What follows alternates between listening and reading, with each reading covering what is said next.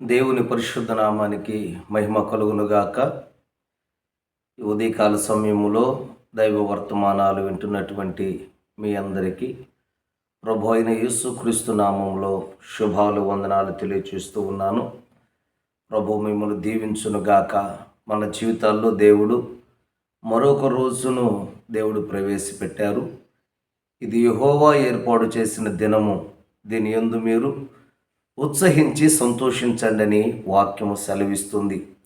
ప్రతిరోజు కూడా అది దేవుడు ఏర్పాటు చేసిందే, దేవుడు సృష్టించిందే కనుక ఆ దినాన్ని బట్టి దేవుని సందులో మనము సంతోషించే వారిగా మనము ఉండాలి. వాక్యం అంటుంది, ఏ నాటి కీడు ఆనాటికి చాలును అన్నాడు. కాబట్టి దేవుని సన్నిధిలో ఉన్నటువంటి మనము, దేవుని బిడ్డలుగా ఉన్నటువంటి మనము మన జీవితాల్లో ఎప్పుడు కూడా ప్రియ దేవుని బిడ్డలారా, దేవుడు మనకిచ్చినటువంటి దినాన్ని బట్టి మన ప్రభువును సంతోషించే వారిగా మనము ఉందుము గాక. హల్లెలూయా. చాలామందిని మనం చూస్తున్నాం, ఈరోజు మంచిది కాదండి, ఆ రోజు మంచిది కాదండి, ఈ గడియ మంచిది కాదండి, ఆ గడియ మంచిది కాదండి అని అనేక మంది మాట్లాడతారు. అయితే దేవుడు ఏర్పాటు చేసిన ప్రతిరోజు కూడా అది మంచిదే. ఆమేన్. కాబట్టి దేవుడు ఏది చెడ్డదానిని చేయలే. కాబట్టి దేవుడు మనకిచ్చిన ఆ దినాన్ని బట్టి ప్రభువును స్తుతిద్దాం. ఆమేన్. చిన్న మాటను, వాక్య భాగాన్ని మీకు జ్ఞాపకం చేస్తాను. ఈ దినమందున సామెతల గ్రంథము 24వ అధ్యాయం, సామెతల గ్రంథము 24వ అధ్యాయము 10వ వాక్యాన్ని నేను మీకు జ్ఞాపకం చేయాలని అనుకుంటున్నాను. చూడండి, నేను చదువుతాను. శ్రమ దినమున నీవు కృంగిన ఎడల నీవు చేతగాని వాడివి అవుతావు అన్నాడు.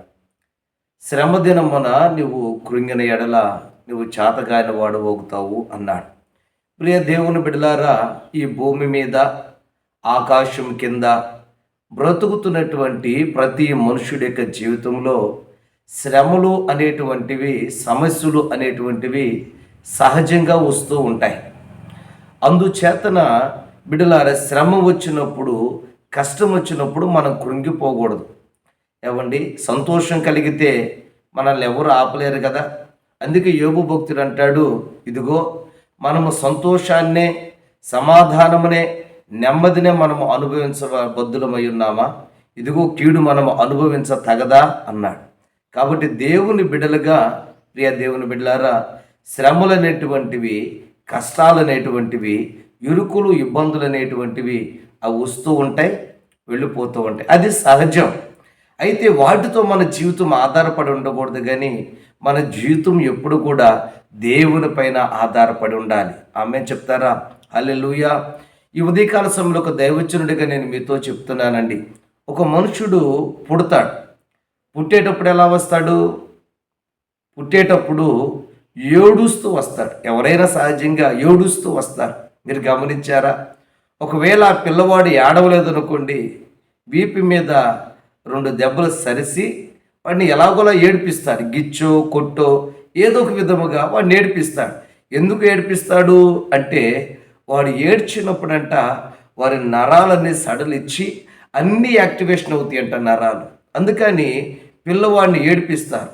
ఏడవలేదు అంటే అర్థం ఏంటి అంటే, ఏదో అతనికి బలహీనత ఉంది అని వైద్యులు నమ్ముతారు. కాబట్టి మీరు గమనించండి, పిల్లవాడు భూమి మీదకి వచ్చేటప్పుడే, పుట్టేటప్పుడే వాడు ఎలా వస్తాడు చెప్పండి? వాడు ఏడుస్తూ వస్తాడు. మీరు గమనించారా? వచ్చేటప్పుడే శ్రమతో వచ్చినట్లుగా ఏడుస్తూ వస్తాడు. మరలా అతడు తిరిగి వెళ్ళిపోయేటప్పుడు ఎలా వెళ్తాడో తెలుసా? ఏడిపించి వెళ్తాడండి. అనేకులను ఏడిపిస్తూ వెళతారు. మనుషుడి యొక్క జీవితం మెట్టుకు నేను చెప్పేటువంటి మాట ఏంటంటే, భూమి మీద ఉన్నటువంటి ప్రతి మనుషుడి యొక్క జీవితంలో శ్రమలు అనేటువంటివి, కష్టాలు అనేటువంటివి సహజంగా వస్తూ ఉంటాయి. అయితే దేవుని బిడ్డగా, ఒక విశ్వాసిగా, యేసుక్రీస్తుని వెంబడించేటువంటి వ్యక్తిగా నీ జీవితంలో నేర్చుకోవలసిన సత్యం ఏంటి అంటే, శ్రమ వచ్చినప్పుడు నువ్వేం చేయకూడదంటే కృంగిపోకూడదు అన్నాడు. ఎక్కడైతే నువ్వు శ్రమలో ఉన్నావో ఆ శ్రమలోని నీ చేయి పట్టుకుని పైకి లేవనెత్తేవారు యేసయ్య ఉన్నాడు. ఆమేన్. హల్లెలూయా. మీకు అర్థమవటానికి ఒక మాట చెప్తాను. ఈ మధ్య కాలంలో సోషల్ మీడియాలో ఎక్కువగా హల్చల్ చేస్తున్నటువంటి సంఘటన ఒకటి కనబడుతుంది. అదేంటి అని మీరు ఆలోచన చేస్తే, క్రికెట్ ఉంది కదండి, దేశవాళీ క్రికెట్. ఆ క్రికెట్ ఆడుతున్నటువంటి సందర్భాల్లో మన ఈ మధ్య కాలంలో ఉమెన్స్ ఆడారు, లేడీస్. వారు ఆడినప్పుడు బిడ్డలారా చాలా క్లిష్టమైన పరిస్థితుల్లో ఒక సహోదరి అద్భుతంగా నిలబడి ఆ జట్టును ఒంటి చేత్తో గెలిపించింది. ఆమె పేరు మీరు ఎరుగుదురు ఇప్పటికే. ఎవరు అంటే జమీమా. తెలుసా? జమీమా. ఆ బిడ్డను బట్టి బిడ్డలారా ఆ రోజున జట్టు ఘనమైన విజయాన్ని అందుకుంది. ఆ తర్వాత వరల్డ్ కప్ను కూడా సాధించగలిగింది. ఆ తర్వాత అది జరిగిన తర్వాత ప్రియ దేవుని బిడ్డలారా, నా దేవుడు నన్ను నిలబెట్టాడు, నా శ్రమలో, నా కష్టంలో, నా వేదనను చూసి దేవుడు ఇంత ఘనతనిచ్చాడని ఆ గ్రౌండ్లోనే పడి ఏడ్చి ప్రభు నామాన్ని స్తుతించింది. హల్లెలూయా. మొన్న 2 రోజుల క్రితం మనం ఆలోచన చేస్తే బిడ్డలారా, కేరళ కుర్రోడు సంజు శాంసన్ అనేటువంటి ఆయన ఉన్నాడు. అతడు దాదాపుగా 14 సంవత్సరాల నుంచి ఈ యొక్క దేశవాళీ క్రికెట్ ఆడుతూ ఉన్నాడు. ఎన్నో అవకాశాలు వచ్చినా కానీ చేజార్చుకున్నటువంటి పరిస్థితి. కొన్నిసార్లు సెలెక్ట్ చేస్తున్నారే కానీ బెంచ్కే పరిమితమైనటువంటి పరిస్థితి. ఇప్పుడు 2020 వరల్డ్ కప్ జరుగుతుంది కదా. ఆ వరల్డ్ కప్ జరుగుతుంటే ప్రియ దేవుని బిడ్డలారా, ఏదో అనాలోచనగానే తీసుకున్నారు. అంత ఇష్టపూర్వకంగా ఏమీ అనిపించదు, అనాలోచనగానే తీసుకున్నారు. దేవుని మహాకృప బిడ్డలారా, ఓడిపోవలసినటువంటి ఆ మ్యాచ్లో ఘనమైనటువంటి విజయాన్ని సాధించగలిగాడు. ఆ బిడ్డ అదే గ్రౌండ్లో నిలబడి దేవునిని స్తుతించి ఘనపరిచినటువంటి సన్నివేశం కనబడుతుంది. ఆయన సాక్ష్యం చెప్తూ అంటాడు, ఏమంటాడు తెలుసా? ఇదిగో నేను ఎంత కష్టపడ్డానో, ఎంత ప్రయాసపడ్డానో, దివారాత్రులు ఎంతగా మొర్ర పెట్టానో, నా దేవుడు నన్ను ఇప్పుడు నా బాధను జ్ఞాపకం చేసుకున్నాడు. నేను ఎప్పుడైతే కుమిలిపోయానో అదే స్థితిలో ఉన్నట్లయితే నేను ఈరోజు ఈ స్థాయికి వచ్చేవాడిని కాదు. నా బాధల్లో నన్ను చూసిన దేవుడున్నాడు, నా కష్టంలో నన్ను చూసిన దేవుడున్నాడు కనుక ఆయన నన్ను ఈ స్థాయికి తీసుకుని వచ్చే నమ్మకంగా చెప్పగలుగుతున్నాడండి. దేవునికి మహిమ కలుగునుగాక. నిజముగా ఆ సహోదరుని బట్టి బిడ్డలారా, దేవుడు ఎంతగా సంతోషించుంటాడో నేను అడుగుతున్నాను.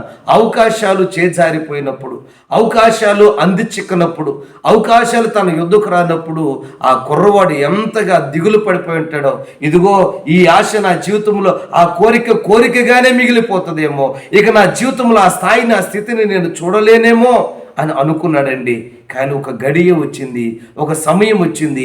తనకొచ్చిన కష్టాలలో, సమస్యలలో, శ్రమలలో బిడ్డలారా అతడు కృంగిపోలేదు, కానీ దేవుడి మీద ఆధారపడ్డాడు. ఎప్పుడైతే దేవుడి మీద ఆధారపడ్డాడో ఆయనకంటూ ఒక సమయం ఉంది, ఆయనకంటూ ఒక గడియ ఉంది. ఆయన సమయంలో దేవుడు అతను నిలబెట్టగా అద్భుతముగా కార్యాలు చేయటం ప్రారంభించాడు. ఈరోజు నేను చెప్తున్నాను, ఏ శ్రమను బట్టి నువ్వు కృంగిపోతున్నావు, ఏ కష్టాన్ని బట్టి కృంగిపోతున్నావు, ఏ బాధను బట్టి కృంగిపోయిన స్థితిలో ఉన్నావో, నా ప్రభు చెబుతున్నాడు, నిత్యముగా కృంగిన స్థలంలో నుంచి దేవుడు నిన్ను పైకి లేవనెత్తబోతున్నాడు. ఆమె చెప్తారా? హల్లెలూయా. బైబిల్ గ్రంథంలో మనం చూస్తే బిడ్డలారా, ఇదిగో పేతురు అనేటువంటి ఆయన ఉన్నాడు. పేతురు జీవితంలో బిడ్డలారా ఒకసారి ప్రభు అయిన యేసుక్రీస్తు వారు ఆ యొక్క సముద్రం మీద నడుచుకుంటూ వస్తున్నప్పుడు భయపడ్డారు శిష్యులందరూ, భూతం అనుకున్నారు. అదే సమయంలో పేతురు, అయ్యా నీవే ప్రభువు అయితే, నీవే మా యొక్క రక్షకుడు అయితే నేను కూడా ఈ నది మీద నడుస్తాను, సముద్రం మీద నడుస్తానంటే నడిచిరా అన్నాడు. అలా నడిచి వెళుతున్నప్పుడు బిడ్డలారా అక్కడ రాయబడింది, అతడు గాలిని చూసి భయపడ్డాడు, కృంగిపోయాడు. గాలిని చూసి కృంగిపోయాడు. ఈ రోజున పేతురు ఎలాగైతే గాలిని చూసి కృంగిపోయాడో, ఈ రోజున అనేకమైన ఆర్థిక పరిస్థితుల నుంచి నువ్వు కృంగిపోట్లా, నీ అనారోగ్యం నుంచి కృంగిపోట్లా, నీ బిడ్డల భవిష్యత్తును చూసి నువ్వు కృంగిపోట్లా. అయితే నా దేవుడు అంటున్నాడు, గాలిని చూసి కృంగిపోతున్నటువంటి పేతుని ఎలాగైతే చేయి పట్టుకుని పైకి తీసుకుని వచ్చాడో అలాగునే నా ప్రభు కృంగిపోతున్న నిన్ను ఆయన పైకి తీసుకురాబోతున్నాడు. హల్లెలూయా. అయితే నువ్వు నేర్చుకోవాల్సింది ఏంటో తెలుసా? ఈ కృంగిపోకుండా నీవు దేవుని మీద నీవు ఆధారపడగలిగితే ఆయన హస్తంతో నిన్ను పైకి తీసుకురాబోతున్నాడు.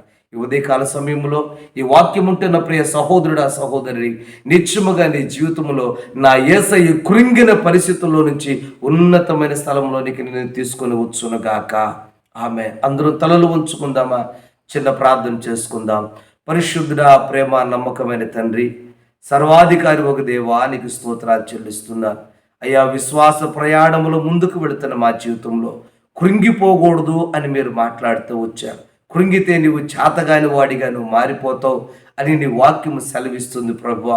అయ్యా, మేము ఎక్కడ కృంగిపోయామో, ఎక్కడ అలసిపోయామో, ఎక్కడ పడిపోయామో, ఎక్కడ దశలిపోయామో నాయన, ఆ స్థలంలో నుంచి నువ్వు నిత్యముగా మమ్మలను పైకి తీసుకుని వచ్చుదువు గాక. ఈ ఉదయకాలంలో ఎంతమంది వాక్య భాగాలు వింటున్నారో నాయన, అటువంటి బిడ్డలందరిలో నాయన ఆ కృంగుదల నుంచి విడిపించి ఘనమైన కార్యాలు జరిగించండి. యేసు నామములో అడిగి పొంది ఉన్నాము తండ్రి, ఆమేన్. హల్లెలూయా. అందరికి వందనాలు. ప్రభు మిమ్మల్ని దీవించును గాక. ఆమేన్.